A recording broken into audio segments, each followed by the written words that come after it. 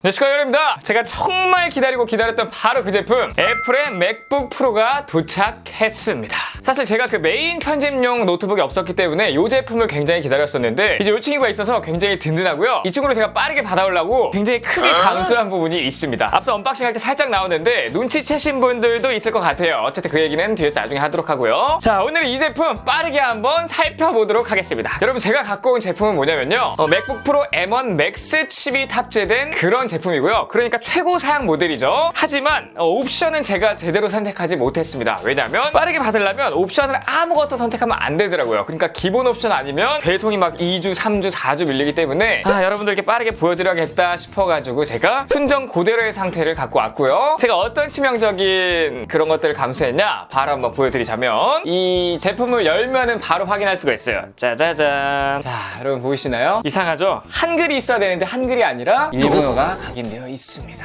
와우. 자, 이게 왜 그러냐면 여러분, 한국어 각인된 제품을 일본에서 받으려고 하니까 배송이 막 한 달씩 밀리더라고요. 그리고 마찬가지로 옵션 선택을 제대로 못했다고 말씀드렸는데, 메모리 같은 경우에도 이제 기본 32기가인데 제가 64GB로 업그레이드 하려고 했거든요. 그런데 그거 업그레이드 하려면은 또 배송이 한 달 정도 밀리기 때문에 그냥 순정 그대로 제품을 갖고 올 수밖에 없었어요. SSD는 1TB가 기본이기 때문에 굳이 업그레이드 안 해도 됐었지만 메모리는 64GB를 업그레이드 했었어야 되거든요.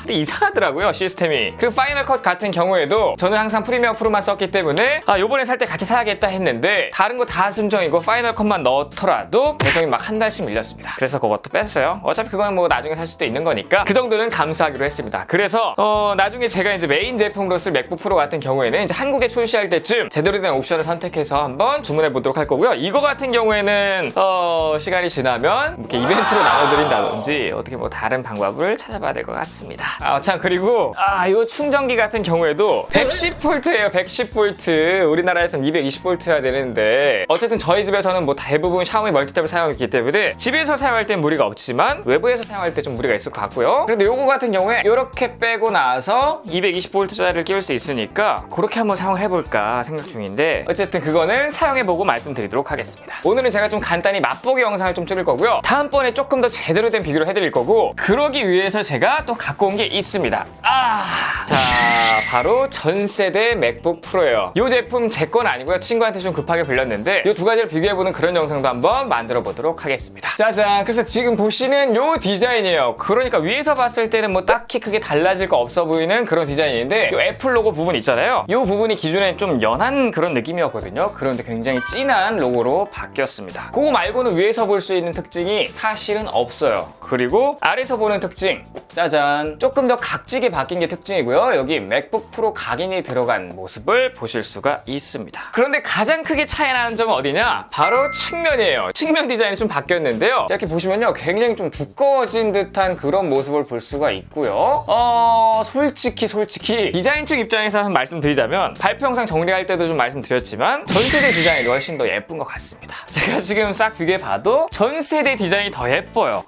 우리가 원했던 디자인이 이게 아닌데 디자인은 좀 퇴보한 그런 느낌이 있습니다. 그래서 두께를 한번 보면 16.8이 나오고요. 무게는 2.1kg라고 스펙상 나와 있는데 실제로도 똑같은지 한번 확인해 보도록 하겠습니다. 근데 일단 손으로 드는 무게는 정말 굉장히 무겁습니다. 자, 실제 무게도 한번 이렇게 재보면 2154g이 나와요. 그러니까 반올림하면 2.1kg가 아니라 2.2kg 정도 된다, 이렇게 생각하시면 될 것 같고요. 그냥 이렇게 들어도 굉장히 무겁다는 느낌을 강하게 받을 수가 있습니다. 짜자잔. 굉장히 좀 어색해진 부분이 있죠? 바로 이 부분입니다. 사실 기존에 이 부분에 이제 터치바가 있었는데 있었는데 그게 이제 욕을 많이 먹고 나서 사라졌고 다시 물리키로 바뀌었어요. 그래서 뭐 F1 키부터 해가지고 쭈루룩 좀 더 직관적으로 사용할 수 있게끔 바뀌었고요. 이 키보드 이 사이사이에 기존에는 이제 배경색이었다면 이제는 그냥 검은색으로 전부 다 칠해버려가지고요. 개인적으로는 이 디자인은 좀 예쁜 것 같습니다. 그러니까 전체적인 디자인은 전작이 더 나은데 이 키보드 배경만큼은 신상이 더 예뻐 보인다. 그렇게 말씀드릴 수 있을 것 같고요. 그리고 기존에 굉장히 우리를 힘들게 했던 C타입 포트 4개, 3.5mm 포트 하나, 이게 전부였던 전작에 비해서 얘는 꽤나 많이 업그레이드가 되었는데요. 바로 다양한 포트들이 생겼다는 점입니다. 자, 그래서 이렇게 좌측을 보시면요. 예전에 사라졌던 맥세이프가 다시 나타났고요. 얘는 맥세이프 3예요. 그리고 썬더볼트 4 포트가 2개 자리 잡고 있고요. 3.5mm 포트도 하나 있고요. 반대편을 보시면 다시 돌아오지 않을 것 같았던 HDMI 포트와 썬더볼트 4 포트 하나, 그리고 SD 카드 포트가 생겼습니다. 와우! 그러니까 저같이 영상 편집하시는 분들은 정말 희소식이에요. 이제 뭐 영상 옮기느라고 허브가 딱히 필요하진 않을 것 같습니다. 자, 그리고 디스플레이도 한번 확인해 봐야겠죠. 자, 이렇게 디스플레이를 보게 되면요, 굉장히 시원해진 모습을 볼 수가 있죠. 전작 대비 좌우 베젤 같은 경우에는 24% 줄였고요. 상단 베젤은 무려 60%나 줄였습니다. 그래서 이제 보시면 요즘 나오는 뭐 삼성이나 LG에서 나오는 그런 노트북들처럼 베젤이 굉장히 얇은 모습을 볼 수가 있는데, 짠! 말도 안 되는 노치가 하나 들어가 있습니다. 와우, 뭐 페이스 아이디가 들어가 있는 건 아니고요. 카메라나 뭐 조도 센서 이런 것들이 들어가 있어요. 이렇게 일반적으로 봤을 때는 조금 이상해 보이긴 하지만 이렇게 사용하다 보면 노치 부분이 티가 안 날 정도로 이렇게 싹 가려지는데, 뭔가 화면이 좀 잘리고 뭐 사라지는 부분이 아깝잖아요. 그럴 때는 마우스를 그냥 위로 싹 갖다 대기만 하면 와우, 이런 것들이 나옵니다. 그리고 웃긴 게 뭐냐면 저는 이 마우스 포인터가 이 노치 부분에서 딱 걸릴 줄 알았거든요. 그러니까 가다가 딱 걸리는 그런 느낌으로 만들었을 줄 알았는데 그냥 보시면 노치 부분을 통과해서 이렇게 싹 나옵니다. 이런 UI를 갖고 있다라고 생각하시면 될 것 같아요. 하단 베젤은 그렇게 많이 줄어든 것 같지는 않은데 이 하단에 원래 써있던 맥북 프로 로고가 사라지고요. 아까 보여드렸다시피 이렇게 합판으로 이동한 모습을 보실 수가 있습니다. 자, 그리고 이 친구 같은 경우에는 이제 16인치인데요. 사실 전작은 16인치가 맞았지만 얘는 이제 16인치라고 할 수 없습니다. 정확히는 16.2인치로 화면 사이즈가 소폭 커졌어요. 그런데 전체적인 바디 사이즈는 거의 비슷합니다. 물론 확인해보면 뭐 두께도 소폭 늘었고요. 뭐 크기도 살짝 늘었는데 막 큰 차이는 아니라고 생각하시면 돼요. 자, 이번에 바로 알아볼 건 디스플레이인데요. 맥북 최초로 프로모션 디스플레이가 들어갔습니다. 짜잔. 그래서 이렇게 보시면 일단 마우스 움직이는 것 또한 굉장히 부드러워 보이는데, 자, 뉴스에 가서 스크롤을 해보도록 하겠습니다. 에? 이게 좀 이상한 게 여러분, 우리가 생각했던 그런 120Hz가 아니고요. 엄청나게 부드러운 그런 프로모션 디스플레이를 기대하시면 안 될 것 같긴 해요. 앱스토어도 계속 만져보니까 막 우리가 아이패드라든지 아이폰에서 느끼는 그런 프로모션 디스플레이랑은 조금 결이 다른 느낌입니다. 그러니까 조금 덜 부드러워요. 120Hz가 아니라 한 100Hz 같은 느낌이랄까요? 생각보다 실망인데요. 이 친구는 이제 픽셀 밀도 또한 굉장히 높아졌는데, 자, 접사 카메라로 한번 더 가까이서 이렇게 한번 보여드리자면 픽셀이 잘 안 보이시죠? 픽셀이 무려 770만 개나 탑재되어 있는데, 그러니까 전작보다 PPI가 좀 늘었어요. 254ppi를 지원하고요. 해상도 같은 경우에는 3456by 2234를 지원합니다. 그리고 이 친구 아이패드 프로에 들어갔던 바로 그거 리퀴드 레티나 XDR 디스플레이가 들어갔고요. 거기에 더해서 미니 LED까지 들어갔습니다. 그래서 뭐 로컬 디밍 존이 굉장히 좀 많아졌는데, 그렇기 때문에 어두운 부분이나 밝은 부분 조금 더 명확히 표현해줄 수 있다라는 게 이 친구의 특징이죠. 그리고 진짜 놀라운 건 밝기가 굉장하다라는 점이에요. 일반적으로 최대로 올릴 수 있는 밝기가 무려 1000니트가 되고요. HDR 뭐 영상 같은 걸 재생할 때는 최대 1600니트까지 피크를 찍습니다. 그래서 이렇게 싹 보면은 지금 스튜디오가 굉장히 밝은데도 불구하고 밝기가 아주 좋아요. 다른 노트북들이랑 비교하면은 차이가 굉장히 클 것 같긴 한데, 어쨌든 일반적으로도 밝기가 굉장히 높게 올라간다, 이렇게 생각하시면 될 것 같고, 자, 명암비도 100만 대 1로 굉장히 높고요. 이렇게 이 얇은 부분에 엄청난 고사양의 디스플레이를 넣었다는 게 굉장히 좀 신기할 따름이고요. 디스플레이 품질은 사실 뭐 어디 하나 깔 게 없을 정도로 지금까지는 너무나 좋다라고 말씀드릴 수 있고요. 자, 그리고 이번에 또 스피커 또한 굉장히 좋아졌다고 하는데, 스피커 품질을 한번 확인해 보도록 하겠습니다. 우와, 여러분 제가 먼저 한번 쓱 들어봤는데 엄청나네요. 이 맥북의 좀 장점은 뭐랄까요? 볼륨을 최대로 키워도 뭔가 좀 사운드가 찢어지는 듯한 느낌, 그런 느낌을 잘 못 받는다는 게 맥북에 굉장히 칭찬할 만한 부분인데, 이 친구는 진짜 사운드가 굉장히 큰데 우퍼가 업그레이드 됐다, 그리고 뭐 트위터가 업그레이드 됐다, 이 말로만 들었지 실제로 딱 진짜 들어보니까 확실히 업그레이드 된 느낌을 직접적으로 체감할 수 있었습니다. 여러분도 한번 들어보시면 좋을 것 같아요. Let's go. Yeah, I'm the one to get it, bro. I swear to God, I'll get it, bro. Hey, I ain't never giving up.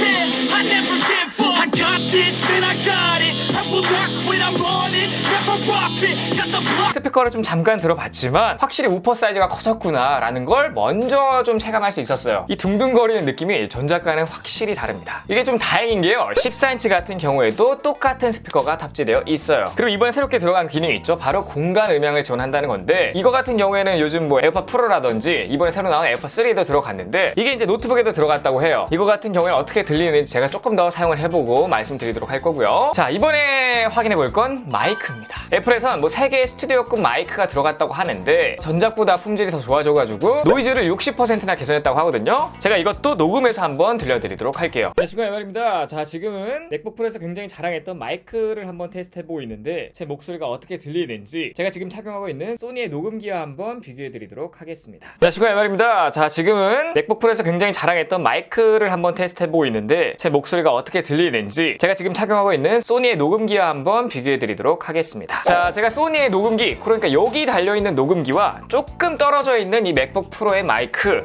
두 개를 이제 번갈아 가면서 한번 들려드렸는데, 여러분들이 느끼시기엔 어떠신가요? 확실히 노이즈 60%가 개선된 것 같으신가요?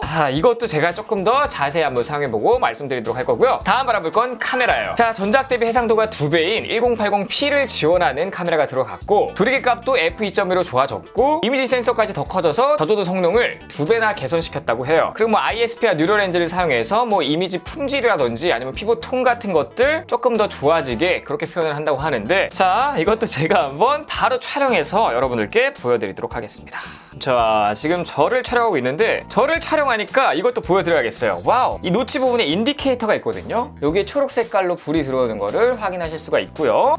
이렇게 딱 봤을 때 화질이 조금 괜찮다라는 생각이 들긴 하지만, 역시나 그 노트북에 달려있는 카메라답게 조금 한계가 있긴 하거든요. 뭐랄까요, 살짝 뭉개지는 듯한 느낌? 노이즈가 끼는 느낌이 살짝 드는 것 같긴 한데, 확실히 전작보다는 훨씬 좋아진 걸 보실 수가 있습니다. 자, 아무래도 여러분들 이런 걸 좋아하실 것 같아서 이것도 한번 찍어봤습니다. 사실 뭐 전작의 카메라 같은 경우에는 딱히 막 쓸만하다 이런 게 아니라 그냥 뭐 얼굴 형상을 좀 보여주는 그런 느낌으로 사용했다면, 이제는 꽤나 쓸만한 그런 카메라가 탑재된 것 같습니다. 아무래도 이 코 시공이 되고 나서부터 이 노트북에 달려있는 카메라의 중요성이 굉장히 커지고 있는데, 이 정도면 굉장히 쓸만한 느낌을 받을 수가 있을 것 같아요. 자, 다음으로는 AP인데요. 사실 이 AP 같은 경우에는 제가 조금 더 딥하게 써보고요, 뭐 전작이랑 한번 속도 차이도 한번 비교해보고 그런 식으로 해서 좀 말씀드리도록 할게요. 업그레이드된 간단한 특징을 좀 말씀드리자면, M1 칩셋 같은 경우에는 이제 고성능 코어가 4개, 그리고 고효율 코어가 4개, 이렇게 해서 총 8개의 코어를 탑재했었는데, M1 프로나 M1 맥스 같은 경우에는 일단 CPU가 10개로 늘었고요. 여기서 고성능 코어가 무려 8개입니다. 그리고 고효율 코어가 2개인데, 기존에 4개였던 이 고성능 코어, 이게 8개로 늘어났기 때문에 CPU 성능이 약 70%나 향상됐다고 하고요. 우선 M1 프로 같은 경우에는 5나노미터 공정으로 개발이 되었고요. 메모리 대역폭이 무려 200GB/s입니다. M1의 3배 정도 되고요. 통합 메모리는 최대 32GB까지 늘릴 수가 있어요. 그런데 이제 대역폭이 좀 큰 이유가 있습니다. M1 프로나 M1 맥스 같은 경우에 CPU 메모리 그리고 GPU 메모리가 따로 있는 게 아니라 통합 메모리로 같이 사용하는 거기 때문에 공유가 된단 말이죠. 그래서 GPU 코어가 늘어난 만큼 이 대역폭도 같이 늘어났습니다. 자, 무려 337억 개의 트랜지스터가 탑재되어 있고요. 이거는 M1의 2배고요. GPU 코어 같은 경우에는 16개가 탑재되어 있는데, 8개가 탑재된 M1보다 그래픽 성능이 딱 2배 좋다고 합니다. 그리고 미디어 엔진 코어가 2개 들어갔고요. 하나는 인코딩 코어, 하나는 디코딩 코어인데, 대부분이 사용하는 영상 코덱이죠. H.264 혹은 HEVC, 요거를 지원하는 코어고요. 해당 포맷들의 영상들을 작업을 할 때 작업 속도가 굉장히 빨라졌다고 해요. 제가 직접 한번 나중에 테스트 해보도록 하겠습니다. 자, 그리고 프로레스 코어도 하나 들어갔는데, 보통 뭐 영화나 방송국 등에서 굉장히 많이 사용하는 코덱인데, 사실 저 같은 일개 유튜버가 쓰는 그런 코덱은 아니에요. M1 맥스 칩셋 같은 경우에는 메모리 대역폭이 무려 400GB/s로 M1에 비해 6배나 크고요. M1 프로에 비해 2배나 커요. 그리고 최대 64GB GB 통합 메모리를 갖고 있고요. M1과 마찬가지로 GPU 코어가 2배 많아졌기 때문에 대역폭도 2배나 는 거예요. 얘는 무려 570억 개의 트랜지스터를 탑재하고 있고요. M1 대비 3.5배나 많습니다. 그리고 이 친구는 크기 자체 또한 굉장히 커요. GPU 코어는 32기가 탑재되어 있어서 M1보다 4배나 빠르다고 합니다. 그리고 미디어 엔진 코어가 3개 들어가 있고요. 이거 같은 경우엔 디코딩 코어 1개, 인코딩 코어 2개가 들어가 있어서 프로와 비교하자면 인코딩 코어가 1개 더 들어간 거예요. 그리고 프로레스 코어도 하나 더 생겨서 총 2개고요. 이거 역시 저한테는 무쓸모입니다. 어쨌든 뭐 애플 실리콘 칩 같은 경우에는 전력당 성능이 어떻게 되냐? 앞으로 이제 요거를 좀 밀 것 같긴 한데 배터리 효율이 얼마나 높아졌는지 그거는 제가 조금 더 사용해 보면서 말씀드리도록 할 거고요. SSD 같은 경우에도 속도가 빨라져서 7.4GB/s라고 합니다. 이거는 전 세대보다 2배나 빨라진 거예요. 자, 배터리 같은 경우에는 통합된 M1 맥스 칩셋으로 인해 여유가 생긴 내부 공간에 팬과 히팅 파이프 크기를 키워서 발열 관리를 잡았고요. 팬의 경우 기존보다 더 낮은 RPM에서도 무려 50%나 많은 공기를 배출하게 설계했다고 합니다. 그래서 발열 관리도 잘 되기 때문에 배터리 효율이 더 올라갔다고 해요. 일상적인 작업에서는 팬이 작동하지도 않는다고 합니다. 그리고 이제 공식적으로는 영상 재생 21시간, 인터넷 브라우징 14시간이 사용 가능하다고 하고요. 영상 같은 경우만 따져봤을 때 전작보다 무려 10시간이 늘었다고 합니다. 그리고 이제 맥스F3가 들어갔고 30분 충전하면 50%나 찬다고 해요. 배터리 충전 테스트도 한번 할 수 있으면 해보도록 할게요. 자, 마지막으로 가격인데요. 제가 산 M1 맥스 기본 가격이